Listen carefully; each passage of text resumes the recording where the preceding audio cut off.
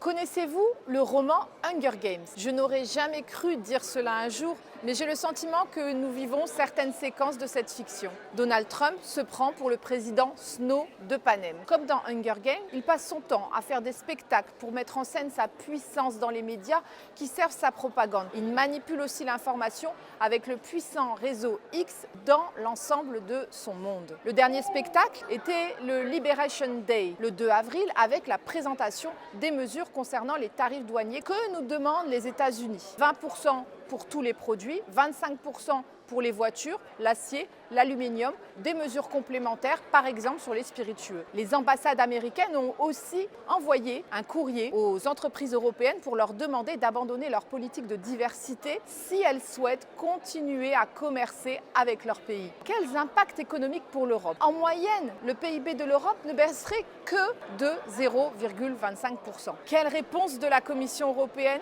Dealer, négocier, accélérer le libre-échange, freiner aussi les législations barrières visant à faire reculer la concurrence déloyale. En vérité, nous marchons à reculons. La succession des événements de ces dernières années aurait pu nous réveiller. Aujourd'hui, nous devons mener la bataille sur 3 fronts. Le premier, c'est la bataille culturelle. Il faut revenir au vrai projet européen, rendre la guerre impossible. Nous ne devons pas céder à la brutalité d'un Trump ou d'un Poutine qui érige la loi du plus fort en socle de notre civilisation. Nous devons utiliser l'instrument anti-coercition car leurs ingérences dans nos choix politiques est qualifiée. Nous devons aussi mener une bataille commerciale. Si l'Europe est excédentaire sur ses exportations de produits vers les États-Unis, elle est déficitaire sur celle des services, en particulier digitaux et numériques.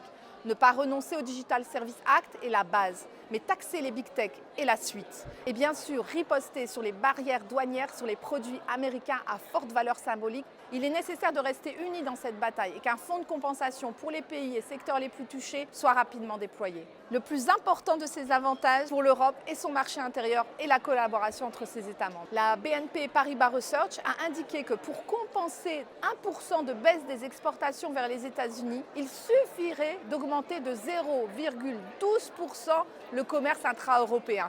C'est ce que nous réclamons depuis toujours avec le Buy European Act. Tourner notre économie davantage vers notre marché intérieur en produisant durablement en priorité ici ce que nous consommons ici. Avec le retour des impérialismes américains et russes, les complaisants qui nous annoncent le déclin de l'Europe sur tous les plateaux de télé se trompent. Au contraire, ne les suivons pas dans cette impasse. Ne cédons pas à la peur. Cessons de naviguer à vue avec le poids d'une nostalgie injustifiée et la tentation de s'allier avec l'extrême droite qui a déjà capitulé. Nous avons une grande responsabilité. Ne pas se laisser asservir.